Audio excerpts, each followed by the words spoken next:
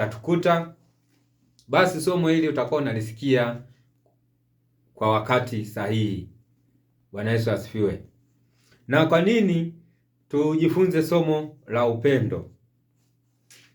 Somo hili la upendo ni msingi wa maisha ya mwanadamu, au ni msingi wa ulimwengu. Kuumbwa kwa ulimwengu ni msingi wake ni upendo, kwa sababu Mungu aliupenda ulimwengu. Ukisoma ile Yohana 3:16 anasema, kwa maana jinsi hii Mungu aliupenda ulimwengu hata akamtoa mwanaye wa pekee. Bwana Yesu asifiwe. Kwa hiyo mambo yote yaliyopo duniani, mambo yote yanayoendelea duniani ni msingi wa upendo. Unapojadilia ulimwengu, unapojadilia rais, unapojadilia mchungaji, unapojadili mimi Efata, ni upendo, ni matokeo ya upendo. Unapojadili familia ni upendo. Unapojadili mito, maji, wanyama, ndege ni upendo. Ni kwa sababu Mungu aliupenda ulimwengu, hakupenda abaki mwenyewe, akaumba ulimwengu, akaumba ardhi, akaumba na vyote vinavyoonekana, akamuumba mwanadamu kwa sura yake na kwa mfano wake. Ni upendo wake uliomfanya afanye haya mambo yote. Bwana Yesu asifiwe. Hivyo ndio maana tunasema lazima tujifunze upendo, kwa sababu upendo ni msingi mkuu. Na nipende tukuwashauri kwa wale watumishi, wachungaji wenye makanisa na nini, ili somo ni vizuri kabisa kama ukiweza kila mwezi au hata baada ya miezi miwili kanisani lifundishwe somo la upendo. Watu waendelee kufundishwa upendo. Upendo una maana pana sana. Sio upendo tu ile wa Wakorintho 13:1 ngapi? Hapana, upendo ina maana kubwa, ina upana mkubwa sana. Kila jambo lilopo duniani ni upendo. Bwana Yesu asifiwe. Na hili somo nitaenda nalifundisha kwa kukatakata, na sitafundisha katika protokali zile za kithiolojia au katika mpangilio au mtiririko sahihi wa kithiolojia. Mtanisamehe na theolojia wenzangu. Nitafundisha vile kadiri Roho Mtakatifu atakavyotaka. Ni kwa ajili tu ya mahitaji ya wanadamu au uhitaji wa wakati huu wa mtu. Nikisema nifundishe kufuatia theolojia au mtiririko au mpangilio au itifaki ya mpangilio wa masomo, kuna vitu vingine message nyingine hazitawafikia watu kwa wakati. Bwana Yesu asifiwe. Kwa hiyo nasema kwamba tutajifunza somo hili la upendo kwa sababu Mungu mwenyewe ni upendo. Ukisoma ule waraka wa kwanza wa Yohana 4:8, waraka wa kwanza wa Yohana 4:7 na 8, wapenzi na mpendane, kwa kuwa pendo latoka kwa Mungu, na kila apendaye amezaliwa na Mungu, naye anamjua Mungu. Yeye asiyependa hakumjua Mungu, kwa maana Mungu ni pendo. Bwana Yesu asifiwe. Narudia mwishoni, kwa maana Mungu ni pendo. Kwa maana 8 waraka wa kwanza wa Yohana 4:8 na kazia hapo, kwa maana Mungu ni pendo. Kwa hiyo ukitaka kujua jina la Mungu ni pendo. Yaani ukiishi katika pendo unaishi katika Mungu. Ukiishi katika pendo unampenda Mungu. Ukiishi katika pendo wewe ni sawa na Mungu, kwa sababu Mungu ametumba kwa mfano na kwa sura yake. Bwana Yesu asifiwe. Sasa tunapenda kujifunza upendo kwa sababu Mungu mwenyewe ni pendo, na mwanzilishi wa upendo ni Mungu mwenyewe, na Mungu mwenyewe ndo anayesisitiza upendo. Bwana Yesu asifiwe. Ndio maana nikasema mwaka huu 2026 unagawika kwa mbili. Ni lazima hiyo inaitwa ni Mungu na wanadamu. Ni lazima tuishi katika upendo. Mtu yeyote atakayeishi katika upendo atafanikiwa sana.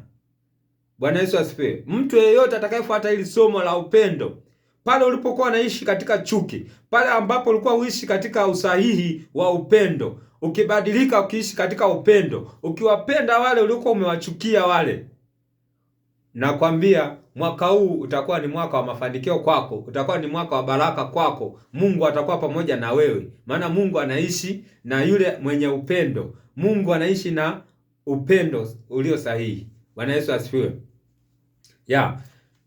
Nikawa nafundisha kwamba upendo upendo maana yake nini? Maana ya kwanza ni Mungu mwenyewe alipenda ulimwengu, lakini upendo ni kuishi na mtu, ni maisha kati ya mtu na mtu, kuishi kwa tabia njema, kuishi vizuri, kuishi kwa kujaliana, kuishi kwa kuthamini mwenzio, kuishi kwa kumuona mwenzio ni bora zaidi yako, ni upendo. Lakini utatambuaje kwamba wewe unampenda mtu au wewe huna upendo ndani ya mtu fulani? Unaweza kumpenda mtu fulani na mwingine usimpende. Kuna watu hawapendi watu wote, lakini Mungu anapenda wote. Ikipendeza watu wote tupendane, watu wote kabisa, bila kubaguana, bila kuchaguana, bila kujaliana kwamba huyu yuko hali ya chini, huyu yuko juu, huyu maskini, huyu tajiri, huyu kiongozi wa serikali, huyu sio kiongozi, huyu wa chama fulani, huyu sio wa chama chetu. Mungu anapenda kwamba wote kabisa tujaliane, tuishi kwa upendo.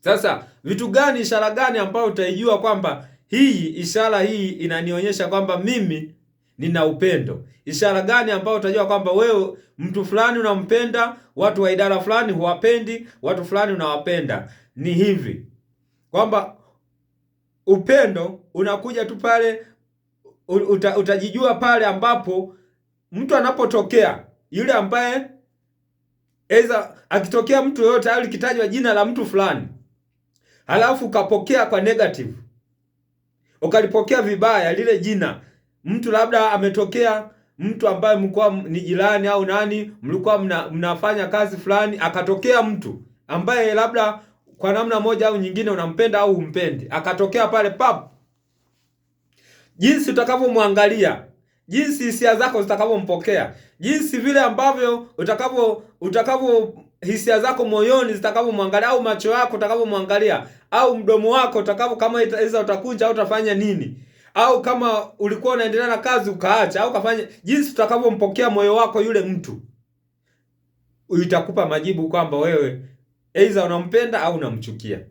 Yaani mtu yeyote anayetokea kwako, au mtu yeyote unayefahamiana au hamfahamiani ametokea, au jina lolote likatajwa tu, hata kama mnapiga story na wenzio na marafiki zako, jina likatajwa la fulani, jinsi utakavyolipokea lile jina au jinsi utakavyompokea yule mtu, basi jinsi ile ndio itakuonyesha wewe ni namna gani aidha unampenda au ni namna gani unamchukia huyo mtu. Amen. Nafikiri tuko pamoja. Aidha tuseme kwamba mtu labda kuna tenda fulani anatakiwa mtu apewe, au kuna kazi fulani unataka kufanya, au aidha huduma fulani, mkao mnajadili kwamba hii kwenye hili swala fulani angeweza kutusaidia, likatajwa jina tu pale pap, labda la Yohana. Sasa tutakapotajwa jina la Yohana, wewe mchango wako jinsi utakavyotoa kupitia jina la Yohana, utatoa either negative au positive zake. Sasa vile utakavyompokea jina lile litakavyotajwa, mshtuko utakaopokea au hisia zile zitakazokujia katika kumjadili mtu kwamba hii tenda tumpe huyu, either una wivu naye au una chuki naye, utaanza kukataza kwamba hasipewe, utaanza kumchafua hata vitu ambavyo sio vya kweli, either vya uongo vile. Yaani vile utakavyofanya, kama utamjadili kwa positive kwamba tumpatie huyu anafaa au nini, vile either ni kweli sifa unazozisema anazo au hana. Sasa vile utakavyopokea lile jina au zile utakavyompokea yule mtu ambaye unamuona mbele yako, vile unavyompokea ndivyo inaonyesha hisia zako za upendo, unampenda au unachuki naye. Bwana Yesu asifiwe. Kwa hiyo sasa ukishajua kwamba hisia zangu zinanionyesha kwamba huyu mtu simtaki katika maisha yangu, ndipo sasa wewe ndio utakao dili kwamba je, nataka nitengeneze nipatane na huyu mtu nimpende, Mungu anisaidie nimpende, au nataka kuendelea na hiyo chuki. Bwana Yesu asifiwe. Vile utakavyoamua wewe kwamba sasa mimi nataka nimpende au nataka niendelee naye na chuki, ndivyo unavyozidi kujifungia baraka zako za mafanikio yako. Bwana Yesu asifiwe. Inawezekana moja, unapomchukia mtu, Yesu aliagiza kwamba tupendane. Wapende adui zenu na muwaombee wanaowauzi. Yesu alisema wapende adui zenu, muwaombee wanaowauzi. Kwa mtu wa Mungu, kwa mtu aliyeokoka, kuendekeza chuki.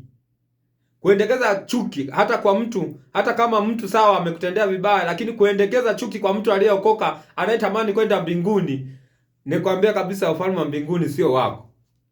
Kwa mtu aliyeokoka anayependa kwenda mbinguni, ni siku zote ni kujirekebisha, siku zote ni kujiweka sawa, siku zote ni kujiweka maisha yako sawa, ni kujiweka safi, ni kujitakasa. Bwana Yesu asifiwe. Sasa ukigundua kwamba mtu fulani akitajwa tu jina lake unashtuka, unampokea tofauti, kama ni mtu wa Mungu unatamani kufika mbinguni, anza kujirekebisha na kujituni, kuanza kumpokea kwa namna ya positive na kumpenda. Bwana Yesu asifiwe. Sasa kuna mahali niwahi kuongea kwamba baraka zako, inawezekana baraka zako zikawa zimefichwa kwa yule unayemchukia. Baraka zako, vitu vingi vya watu wengi, mafanikio yao wanayaficha kwa sababu ya chuki zao wanazoziendekeza katika maisha yao. Sasa mwaka jana ilikuwa 2025, ulikuwa mwaka usiogawika. Mwaka jana umekuwa ni mwaka wa chuki, visasi, vilio. Umekuwa ni mwaka ambao ni wa mabaya. Watu wametendeana mabaya, watu wametekana, watu wamefanya nini, watu wameuliwa, watu wamekufa bila sababu.